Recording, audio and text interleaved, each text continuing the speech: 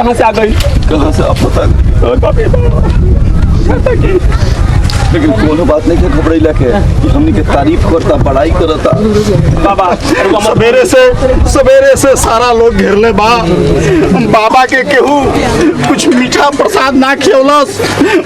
बाबा हम अपना हाथ से बाबा के जिलेबी खियाए। तंग मत करी। बाबे का आशीर्वाद से हमारा बेटा भइल। हम भाग देनी ओकर यज्ञोपवीत संस्कार बाबा का उपस्थिति में हुई। हम बाबा के जिलेबी ला खियाए।